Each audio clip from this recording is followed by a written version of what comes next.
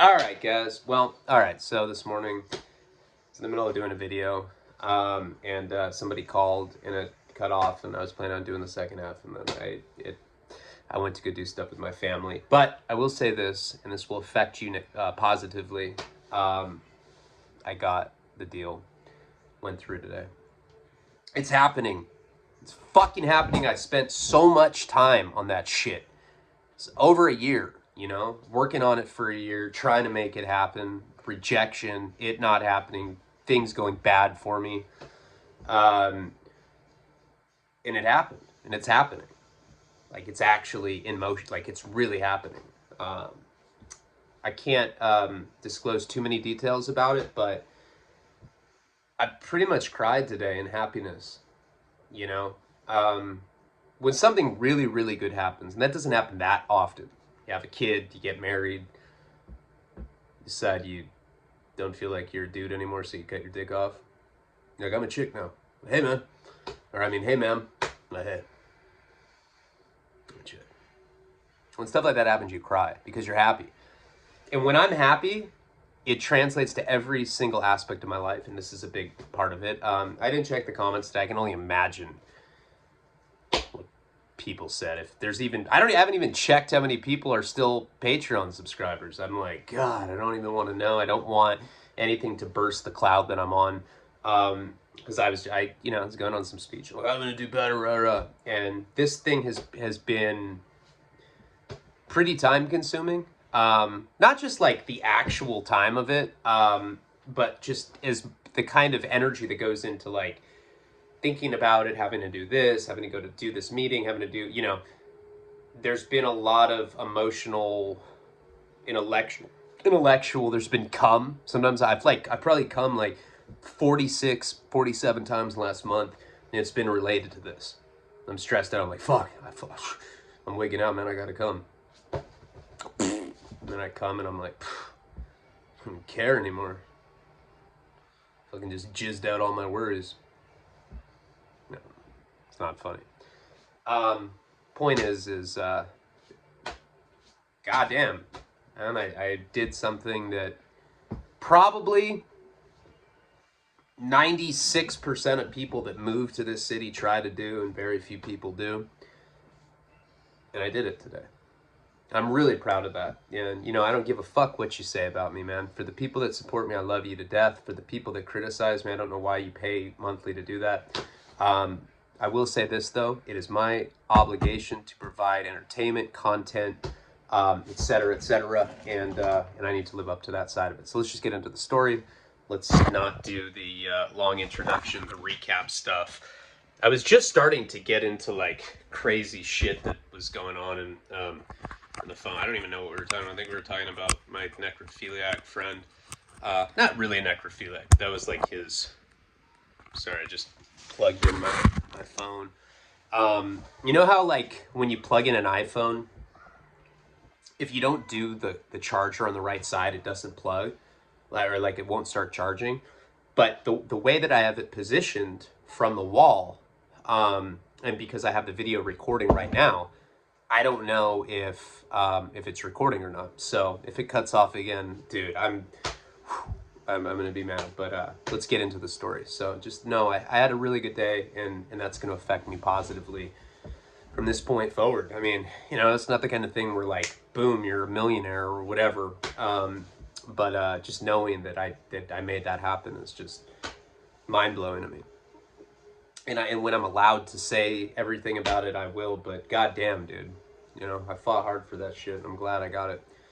All right, so where we were at last time, we were pretty much talking about how the Diana thing came to be. And before that, I had met this connection down in LA named Lisa. Now, the reason that I was talking about this girl, okay, I don't want to confuse you too much. I had this friend named Eric. He got drafted to be in the Dodgers. Like, right out of high school, he was going to be a professional baseball player. I mean, dude, the people that get drafted for that, it's like very, very rare. Especially my town. Santa Barbara, California doesn't groom the best athletes. I mean, pretty much 100% of us are bi. Athletically bi. It's like gladiator butt fucking. But dude, I do this and I work out. Anyway, all right. So it's pretty rare for us to get somebody that has that kind of stature as far as athleticism goes. This guy was a drug addict, got into shooting heroin, doing meth, doing coke, just druggy kind of guy. Right around the time he had gotten drafted, and his life went really downhill. He was like one of the first jailbirds that I knew. And he drove a lifted truck, buff. I don't even think he was buff. I think he was just fat. But like everybody was like so like 18 and skinny that we're like, damn, that fat dude's fucking buff. You know, it's like that kind of thing. I think he was buff. I don't know. Maybe he didn't have a neck, you know, but that could have been fat. You know, he just had a head.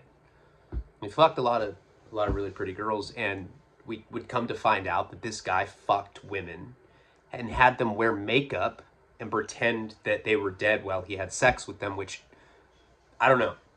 That's not normal. I've never done. I'm a freak. I'm not that freaky sexually. I guess I'm pretty boring. You know, call me old fashioned, but I don't like fucking pretending I'm having sex with dead women. Only dead dudes. Pale dead fucking guys. That's so weird. Think about that in your mind. You're like, yeah, don't move, yeah, you're dead, slut, yeah. It's gross. So he had beat up this girl initially. She told me that that's something that he was into. It struck me as odd, and then as years went on, I found out from other girls that they had said the same thing. There was a certain point, so that was just a thing that he did. He was a guy that had necrophiliac sexual fantasies, or he wanted to have sex with corpses, shit like that. Mellow, you know. I wonder how many people there are like that. Is there like even necrophiliac porn online? Probably. I'll look at that just for whatever. I've looked at every kind of. I've looked at gay porn. I'm like, let's see what it looks like. This shit's fucking gross. I'm gonna try to beat off to this, dude. Fucking. Yeah, I don't even like. I'm just gonna do it till I come, just so that I can say I did it. Oh, gross. I'm gonna clear the search history. So anyway, he moved me in to his mom. His mom went to Europe for the summer. It's when I was 18, because I was with Kate at the time, and he moved me in. She lived in an apartment complex, and the whole point of the story was because that guy Mike Robles, he was a sponsor. He was my roommate when I was living at a sober living. Remember, it was that same sober living where there was that guy Muggsy that walked with a limp because he got caught boning a tranny in prison. And like, I guess they'd like thrown like a barbell on him. So he like had this like crazy ass limp. He like dragged his foot. And it was a great conversation piece. You're like, how'd that happen? Oh, dude, that guy was boning trannies in the joint. So they threw a weight on him. I mean, dude, imagine that story comes with his limp every time. It was nuts. He was a classic guy. And one night I remember, you know, because he used to tweak out. He was probably like court ordered there on parole, and we'd be in like the garage, which they had turned into like some barracks or whatever. And one night I remember just like watching. He was like beating off to this like crazy ass black gangbang porn. It was crazy. And he's just sitting there just getting it. His fucking limp leg, like just like kind of like stuck like up on the fucking whatever it was, like the bunk pole or whatever. It was insane. It was that place. So I'd lived with this guy, Mike Robles. He became my sponsor. He looked like Mario, but he was Mexican. The prettiest eyes I'd ever seen, that guy. And he would always tell me that he was fucking this new girl named Tammy. And he was like really excited about it. You know how like sometimes when you start fucking a new person, you're really excited. You like tell people that you wouldn't even normally tell shit like that to. You're like, go outside to get the newspaper and there's like some 80-year-old neighbor. You're like, fuck, I'm having athletic sex lately with this new girl I just met. They're like, oh my God, it's fucking amazing. It's never happened to me. It's one of those just straight pathological slivers of lies that come out. So I'd heard about Tammy because he told me about her all the time. I'd be like trying to go to sleep. He'd be like, man, Well, he was a Southsider, so he'd be like, hey, dog, we have so much fucking sex, fool. We have so much sex, my fucking dick, it fucking burns, fool. It feels like a fucking wig burn, fool. I'm like, well, what? It's like a fucking wig burn. You know, Southsiders always say stuff that doesn't make sense, but like, they're like bigger and scarier than you, so you're like, yeah, dude, a wig burn, that sucks. I got that before. So I like kind of knew about her, but I didn't, right? And so when I had moved into Eric's house, the necrophiliac guy, his mom had gone to, somewhere for the summer or whatever. And at that time, now, not to confuse you too much, this is a completely different time than the period that I'm talking about with Jenny when we were selling drugs. The period I'm telling you about is, I was like 18 or 19. We were like kind of homeless at the time. I mean, not kind of homeless. We were homeless. We were like eating lettuce out of trash cans. I'm like, are we poor? She's like, we're eating lettuce out of trash cans. What do you think? I'm like, oh, fucking knew it. And so this guy was nice, the necrophiliac. I mean, he was a nice guy, and he let us stay at his mom's house. So we were staying at this apartment in this apartment complex, and I saw this girl. I met her. Her name was Tammy. Pretty sure I've talked about her before. I can't remember what storyline she'd be in, but she was this old, like, almost like a lot lizard, but she wasn't. Like, I don't think she escorted at truck stops, although I wouldn't put it past her. She was like an old stripper type. Old, and she wasn't ugly, but she was old. I mean, she wasn't even that old. She was 40, but she did meth. So she had like a handbag quality to her skin. And she had like 3 kids. And this is the thing about Tammy. Mike Robles had talked about fucking her for a long time when I was living with her. He was giddy like a school kid over this girl. I didn't put it together for a while, but I ended up meeting her at this apartment complex because she had kids. And we started talking. She's very flirtatious with me. I was a disgusting, acne-riddled 18-year-old that smelled like straight up shit. I joke about stinky dicks and stuff a lot, but back then, for sure my dick stunk. For sure. I mean, all of me stunk. I sucked. I was just gross. But she was always like, hey, what's up? I'm Tammy. And like, me and her, I'd be like smoking a cigarette outside. She always smoked Virginia Slims. We'd be talking. She literally would like, she was one of the most straightforward women I've ever met in my life. We're just smoking a cigarette one day, and she's like, you know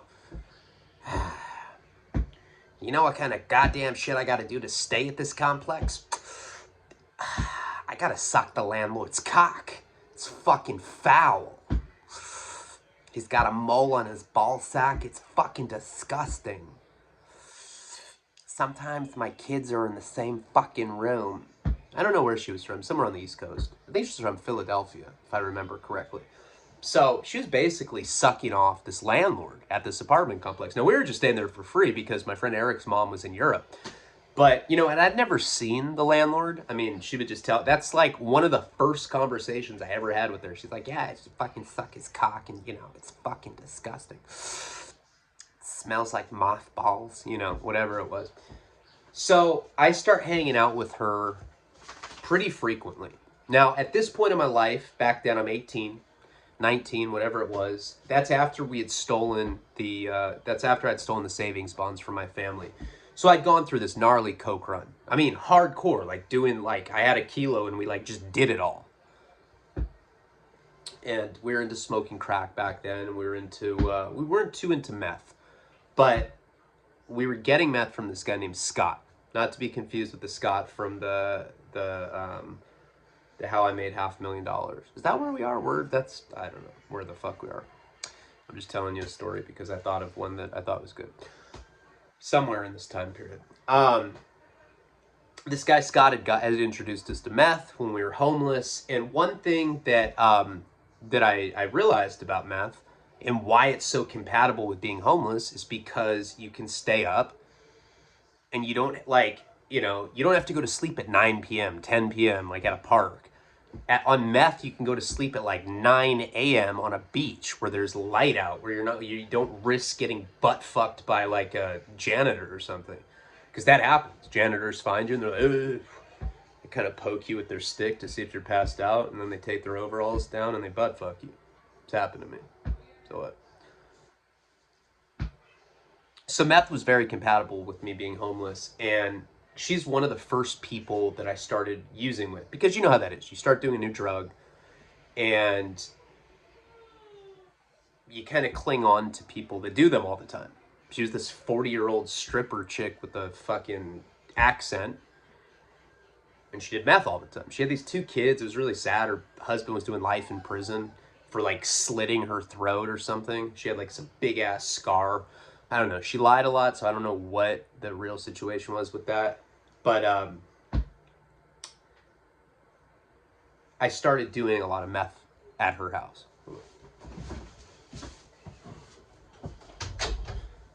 I started doing a lot of meth over there. And back then, you know, I smoked it primarily. Even though I was shooting coke and I was shooting heroin back then, I think I had a heroin habit while I was living at Eric's mom's house. Why he let us stay at her house, I don't remember. I just can't remember what the purpose was. But fact of the matter is we were staying there. And so I used to go over. Kate was bulimic. Kate loved crystal meth because it made her not hungry.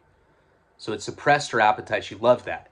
And she's one of those people that would get a little twacked out. Sometimes we'd do sexual shit, most of the time, because that's what kind of relationship we had, was like a very intense drug and sex oriented thing.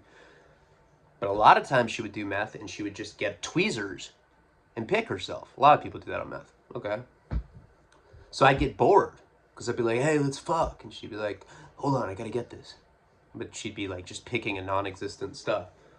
So I started kind of making my way over to Tammy's house out of boredom, even though we were buying meth from her, just little bullshit like teener, you know, 1.5 grams, 1.7s, 8 balls, shit like that. And usually I would just pick up the dope from her and then I would come back, do it, watch Kate pluck her face or whatever she was doing. And then a lot of times I was masturbating. Back then there wasn't internet on the phone. You couldn't just go to porn. You couldn't just go to the bathroom and go in Pornhub and be like, fuck. Yeah. Back then, like, it was pretty censored. You had to beat off to like Victoria's Secret catalogs and shit and you get bored with it. So anyway, so I started going over to her house, not with the intent to have sex with her, not right away. But she would smoke meth as well, but she also shot it. She was just one of those people that would do it every route. You know, she would do hot rails, which if you're not a meth addict is where you get like a little glass tube. You heat it with a blowtorch at the end until it gets like super red. So it's like glowing red at the end. It's like ember red. And you make a line as if you're doing like a line of cocaine, but you got this like burning hot glass tube. You go do a line and you inhale a fat cloud. So you do a line and then you blow out a fat cloud of meth. It's called a hot rail. And it usually makes you want to get your dick sucked within like 3 or 4 seconds after doing it. You're like, dude, look at that cloud. Ooh, I need my dick sucked. And it does not even matter who's there. It could be the janitor. It doesn't matter. Jesus Christ. My kid's going to see this one day. It's going to be like, oh my God, my dad got his dick sucked by janitors. Yeah, so I was on drugs. The first time I ever shot meth was over at her house. And I didn't even know you could do that. And I went over there one time and she's like, she was acting way different. Now, she was always eccentric. Fucking sucking the landlord's cock. And I finally had seen this guy one day. He looked like Elmer Fudd. Seriously. He wore like one of those same kind of hunter caps that Elmer Fudd wore. And he was this fucking just disgusting dwarf of a man. Ugh. And he got his dick sucked by this old stripper chick named Tammy who had a raspy voice. And I don't know, she's from Philadelphia or something. And she had a couple kids. So I went over there and she was acting kind of weird. And she's like, you know, I was just thinking, why have we never slept together? And I'm like, I don't, because you're like 40 fucking years, you're like 20 years older than me, you creep. She's like, I think if we slept together, it'd be fucking amazing. She's like wearing a bathrobe. Her boobs, gravity had gotten to them. Which, look, man, personality over looks for me, kind of. But, but gravity got her. And back when you're 18, 19, like now I'm 35, I don't give a fuck. I will have sex with pretty much anything that's warm. Literally. Back then, though, I had standards. They weren't very high, but I mean, they were higher than this chick. Like, her boobs looked like deflated balloons. They were kind of like, you know, that's really mean of me. She can't help that. But still, I'm just saying, the point of the fucking story is that it would gross me out and I didn't want to fuck her. Now I don't care. Now I would do it. What's up, Tammy? Let's do this. She's probably like 70 now. Probably sucking off somebody at the nursing home for a bed, whatever she's doing. She's like, come on. It'll be great if you ever injected crystal meth. I was like, no.